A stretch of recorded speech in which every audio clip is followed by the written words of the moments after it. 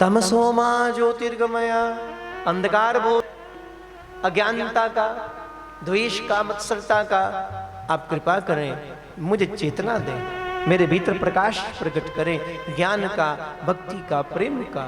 मृत्युर्मामृतम गमया, मुझे मृत्यु से मोक्ष की ओर ले चलिए। मेरे मन के अंध तमस में ज्योतिर्मयी उतरो। स्वीकार, उनके सन्मुख बैठकर इस बात को स्वीकार करना, मेरे भीतर अंधकार है। जब तक स्वीकार नहीं करोगे उससे निकलने का मार्ग ही नहीं है। जिंदगी भर आप क्या मैं क्रोध से नहीं छूट पाते, क्यों? हमने स्वीकार नहीं किया। लेकिन स्वीकार कर दो, नहीं कहीं कुछ मुझ में सुंदर,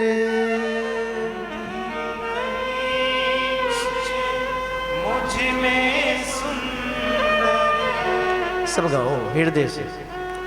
नहीं कहीं कुछ मुझ में सुंदर, नहीं कहीं कुछ मुझ में सुंदर, काजल से कारा ये अंतर, काजल से कारा ये अंतर, काजल से काला ये अंतर, काजल से काला ये अंतर।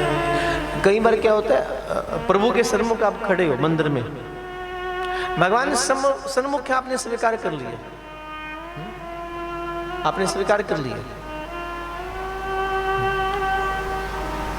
मैं कामी हूं, क्रोधी हूं, हर प्रकार का दोष मुझ में है, बड़ी अशांति भीतर है, आपने स्वीकार किया। लेकिन मंदिर से बाहर आ पाए? अब मंदिर से बाहर आने के बाद कोई व्यक्ति आपको मिलता है और वो आपको बताता है कि आप बड़े क्रोधी हैं, आपको सुनकर क्रोध आ रहा है, वो आपको बोलते हैं कि आपके भीतर ये दोष है, आपको सुनने के बाद गुस्सा आ रहा है। क्यों? बहुत बार ऐसा होता है महाराज, इनके सामने बैठकर हम स्वीकार कर लेते हैं, प्रभु मैं जानता हूं मुझ में ये दोष है, मैं नहीं कंट्रोल कर पा रहा अपने आप को, ना गुस्से को कंट्रोल कर पा रहा हूं, ना मैं आपके भीतर उठने वाली वासनाओं को कहीं कंट्रोल कर पा रहा हूं। आपने स्वीकार किया इनके सामने बैठकर मंदिर में, लेकिन बाहर कोई मिला, उसने आपको ये शब्द बोल दी, तुम बड़े गुस्से वाले हो, अब तुम्हें गुस्सा आ रहा है सुनकर।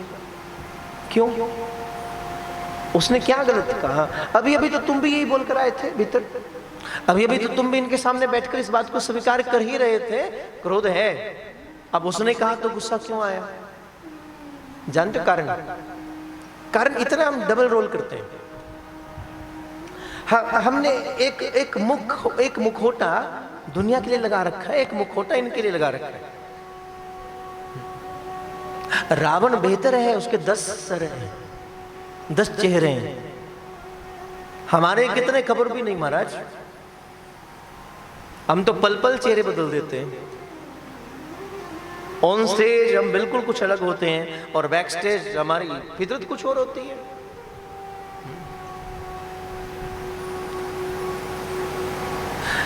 किसी से धन लेना हो तो चेहरा कुछ और होता है, और किसी को वापस देना हो तो चेहरा बदल जाता है, एक्सप्रेशन बदल जाते हैं, फितरत बदल जाती है,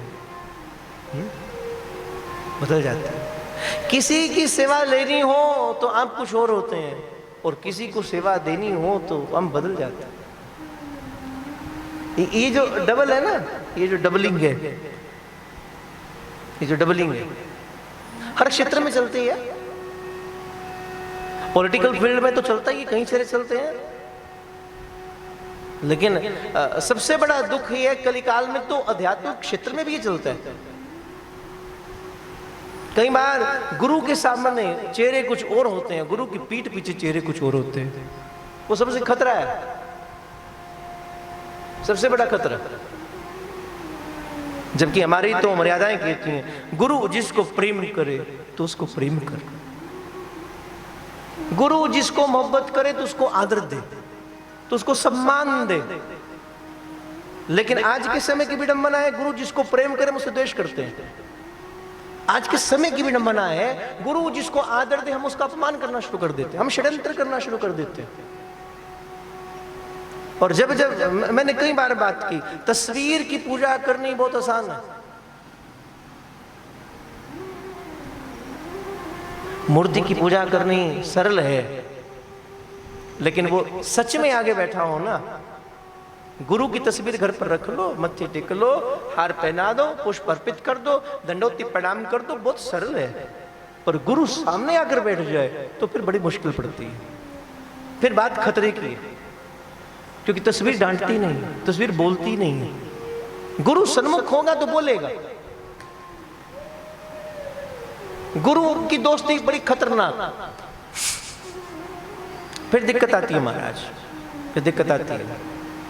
ध्यान रखना, ये वारिद की मर्यादा, जिसको गुरु आदर दे तो उसको दिल से आदर देना। गुरु जिसको मोहब्बत करे तो उसको द्वेष मत करना, तो उसके लिए सत्कार करना। तो दो दो चेहरे लेकर गुरु के सन्मुख मत जाना कि गुरु के सन्मुख बैठकर तू बोल कि मैं तेरा, और पीठ पीछे षड्यंत्र होता है महाराज। ये कलिकाल का प्रभाव मुझे लगता है प्रकृति पर नहीं पड़ा, पेड़ों पर नहीं पड़ा, पौधों पर नहीं पड़ा, सूर्य पर नहीं पड़ा, पवन पर नहीं पड़ा, जल पर नहीं पड़ा, पहाड़ों पर नहीं पड़ा, एक मानव पर पड़ा। ये प्रभाव भी किस पर पड़ा? एक मानव पर ना।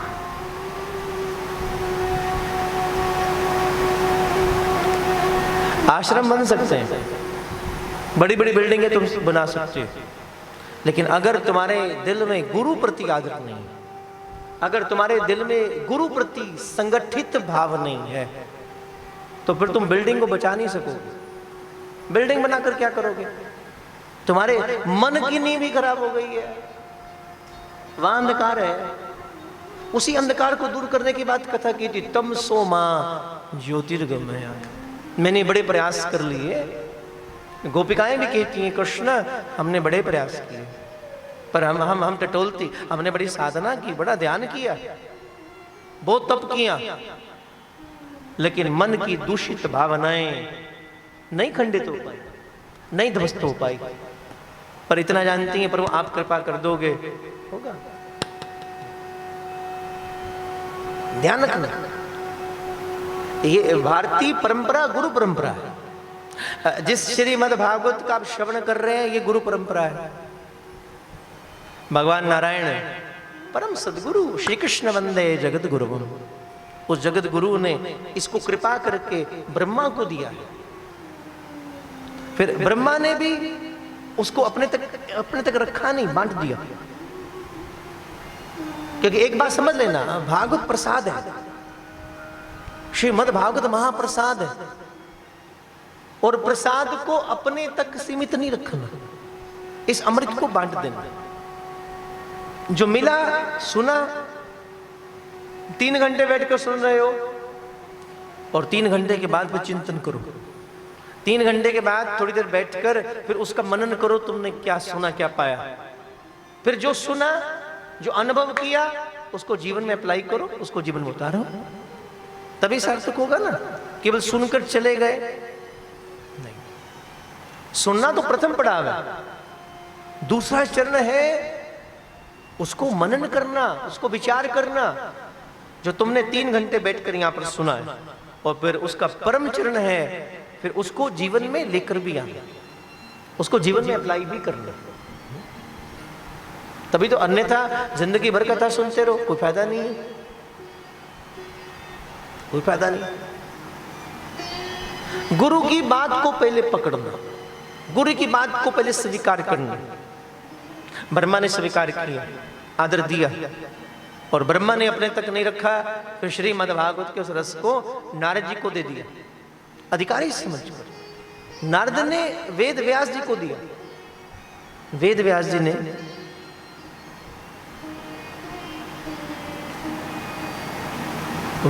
जी ने उसी रस को सुखदेव जी को प्रदान किया, और सुखदेव जी ने परीक्षित से पूरे सकल तक विश्व तक इस रस को दिया। आज ये अमृत का पान क्यों कर रहे हो आप? क्योंकि किसी गुरु परंपरा से आपको प्राप्त हुआ है। गुरु नहीं मिलता, हमारा ध्यान रखना। आप हमारी वाणी की थी, एक ओंकार सतगुरु प्रसाद। आपके प्रयास का फल नहीं है, गुरु कृपा का फल है। आप जो यहाँ आकर बैठ रहे हो, 7 दिन बैठकर जो कथा श्रवण कर रहे हो, ये गुरु कृपा है। उस गुरु कृपा का एहसास करो, बिन उसके नहीं। हमारे यहाँ गाते हैं, सदगुरु मेरिया मिलाया संजोग जी, सदगुरु मेरिया मिलाया संजोग जी। दुख कटे सारे मेरे, दुख कटे सारे मेरे। होइया निरोग जी, जन्म जन्म दिया, जन्म जन्म दिया। कटियां बीमारियां जदों तेरे नाम दिया, जदों तेरे नाम दिया। चढ़ियां खुमारियां किथों ने रंगाइया अखां, किथों ने रंगाइया। सब गाओ, किथों ने रंगाइया अखां, किथों ने रंगाइया अखां। पुछ दियां सारियां जदों तेरे नाम दिया, चढ़ियां खुमारियां गुरां तो रंगाइया अखां, गुरां तो रंगाइया अखां। सुन लो सारियां जदों तेरे नाम दिया, जदों तेरे नाम दिया।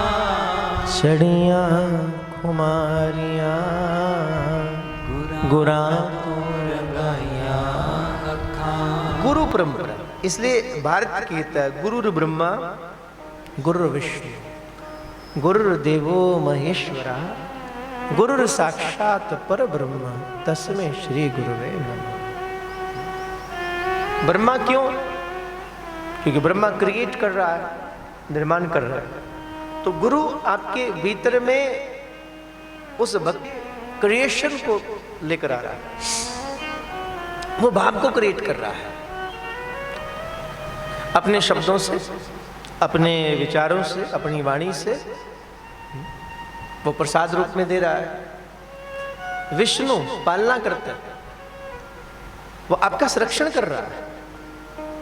और शिव की तरह आपके भीतर में आने वाले दुष्प्रकृतियों को विध्वंस कर देता है। तो तस्मै श्री गुरुवे नमः।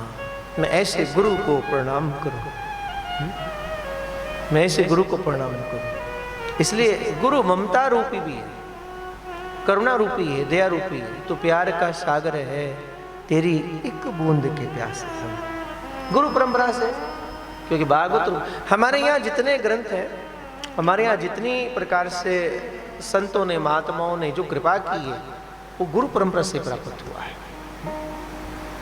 प्रथम नारायण ने दिया ब्रह्मा को, ब्रह्मा से नारद जी, नारद जी से वेद व्यास, वेद व्यास तक ये चतुश्लोकी थी, 4 श्लोक में थी भागवत। लेकिन वेद व्यास जी ने 4 श्लोक से 18,000 श्लोक बनाए। और जो आज आपके पास मध्य में श्रीमद् भागवत विराजमान है, वो 18,000 श्लोक से युक्त है। ये 4 श्लोक का विस्तार है, 18,000 श्लोक 335 अध्याय के भीतर और 12 स्कंदों में ये विराजमान है। अभी हम केवल महिमा सुन रहे हैं, प्रयास करेंगे, प्रभु कृपा करें तो जैसे तैसे हम कल श्रीमद् भागवत के प्रथम स्कंद के मंगलाचरण में प्रवेश करें। बाकी हरी इच्छा, मैंने पहले कहा मर्जी तो प्रभु की है, वो जो करना चाहे। आप यहाँ आकर बैठे हो तो ये भ्रम नहीं करना, आप आकर बैठे हो, आप सुन रहे हो, नहीं, सुनने वाले के रूप में भी कृष्ण ही सुन रहे हैं और सुनाने वाले के रूप में भी कृष्ण ही सुना रहे हैं और व्यवस्थापक के रूप में भी कृष्ण ही है। हर रूप के अंदर स्वयं भगवान प्रकट होकर ये सब करता है। आइए सब मिलकर आज महात्म्य के प्रथम श्लोक में प्रवेश करें। सब ऐसे बैठे जैसे मैं बैठा हूं थोड़ी देर के लिए।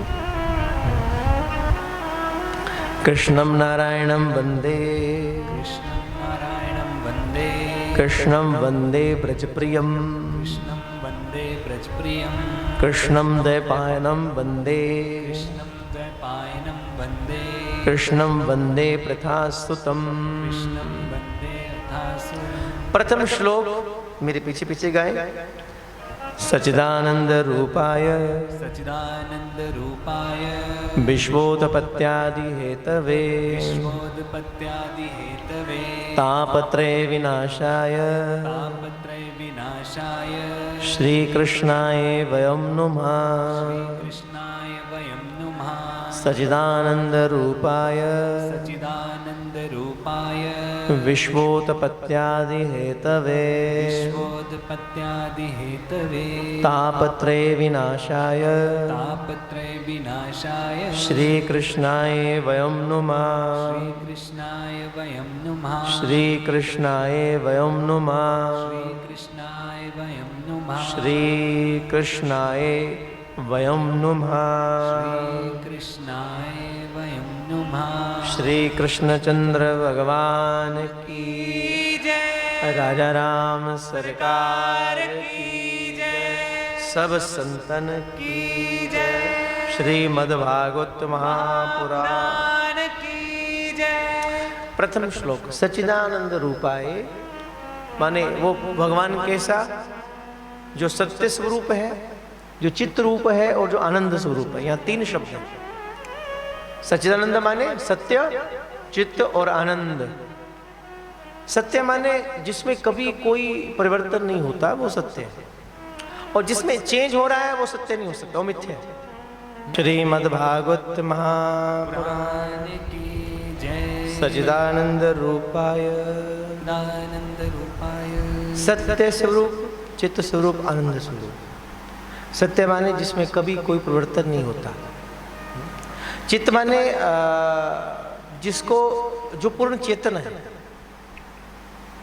या जिसका अर्थ एक ये भी कर सकते हैं जिसको आप शब्दों से वर्णित नहीं कर पाएंगे। मैं 7 दिन बैठकर कितनी लंबी स्तुति करूं, कितने शब्दों का प्रयोग करूं, तब भी उसकी बात पूरी नहीं हो पाएगी, क्योंकि वो अनंत है। हरि अनंत, हरि कथा अनंता। इसलिए अनंत माने जिसका कभी अंत नहीं है। तू बेअंत, तेरा अंत न पाया, तो अनंत है। और आनंद माने देखो संसार में हर वस्तु का उल्टा है। सुख है तो दुख भी है, दिन है तो रात भी है, फूल हैं तो कांटे भी हैं। पर आनंद शब्द का कोई विलोम नहीं है, आनंद शब्द का कोई उल्टा नहीं है। आनंद माने आनंद, और संसार की वस्तु में आनंद नहीं है। हम तुम्हारा 2 रसगुल्ले खाए और बोलोगे बड़ा आनंद आया, नहीं, आनंद वो नहीं। आनंद माने सुख और दुख से उठ जाना। आनंद माने अखंड प्रसन्नता, एक ऐसी प्रसन्नता आपके चित्त में जिसका कभी खंडन नहीं होता फिर दोबारा। और वो आनंद कहाँ है? वो आनंद केवल और केवल भगवान के नाम में। आप उनका नाम स्मरण करो तो आनंद मिलेगा। इसलिए हमारे रसिक बार बार कहते जैसे तैसे नाम जपते रहो। सिमर सिमर सिमर नाम जीमा, तन मन होए निहाला। राम राय मेरे राम राय, जो राखे त्यो रहिए। तुद पावे त नाम जपावे, सुख तेरा दिता लइए। तो कृपा करे तो नाम की बख्श करे, और फिर मन लगे कि नहीं लगे फर्क नहीं पड़ता। जैसे हो नाम जपते रहो महाराज। सुबह बिस्तर पर आंख खुले तो सबसे पहले नाम जपो। जो भी गुरु ने दिया उसको नहीं तो जो आपको अच्छा लगे उसका स्मरण करो, लेकिन छोड़ना नहीं, क्योंकि अवसर सबसे अधिक मूल्यवान है। जिन पल में आप उनका चिंतन कर रहे हैं, जिन पल में बैठकर आपका मन प्रभु के साथ कनेक्ट हो रहा है, वही पल आप जी रहे हैं। उसके नाम में आनंद है। उसके रूप को देखो तो आनंद मिलता है। गोपिकाओं को देखो ना, जब कृष्ण को देखती हैं तो उनकी आंखों को देखकर आनंद की प्राप्ति होती है। कृष्ण के मुखारविंद का दर्शन करे तो आनंद मिलता है। भगवान के हाथों को देखकर आनंद मिलता है। उनके चरणों को छूकर आनंद मिलता है। आप छूना भी बहुत दूर की बात है, दर्शन करना भी, साक्षात्कार करना भी दूर की बात है। उनकी इमेजिनेशन, उनकी कल्पना ही सुख देती है। कोई व्यक्ति वृंदावन नहीं गया, लेकिन उसने शब्द सुना, वृंदावन कान में आया, तो वो शब्द ही सुख देता है। जाना तो सुख है ही है, उसका साक्षात्कार करो तो सुख है ही है। राम का मिलना तो सुख देता है, पर राम शब्द भी सुख देता है। जो आनंद सिंधु सुख राशि, गुरु वशिष्ठ कहते हैं, जो आनंद का सिंधु है, जो महासागर में जितना जल उससे अधिक जिसकी करुणा, बोले ऐसे ऐसे उस व्यक्तित्व को, ऐसे उस तत्व को मैं प्रणाम करूं जो सकल विश्व को आनंद से परिपूर्ण कर देता है। और वो कौन? राम। शब्द ही आनंद देता है, विचार आना ही आनंद देता है, फिर उनका दिख जाना, फिर उनकी कथा आनंद देती है, भगवान के धाम आनंद देता है। जो आपके आराध्य हैं वो जहां रहते हो, गुरु जहां रहते हो, वो जगह भी आपको सुख देती है। गुरु का नाम तो आनंद देता है, उसका रूप आनंद देता है, उसकी कथा लीला कहानी आनंद देती है, उसका विचार आनंद देता है। गुरु के पास बैठने की कल्पना में आनंद दे देती है। बैठकर तो जो सुख मिलता है सो मिलता है, प्रेयसी को प्रीतम के सन्मुख बैठकर परम सुख मिलता है, पर प्रीतम की कल्पना करना भी सुख देता है, उसका विचार आना भी सुख से भर देता है। कृष्ण सन्मुख हो, उनको देखना अखंड प्रसन्नता है। लेकिन कृष्ण सन्मुख ना भी हो, लेकिन मन कृष्ण की ओर है, विचार कृष्ण का है, हृदय के अंदर कृष्ण की ध्वनि गूंज है, तो फिर वो भी आनंद देती है। वो परिकल्पना में आनंद देती है।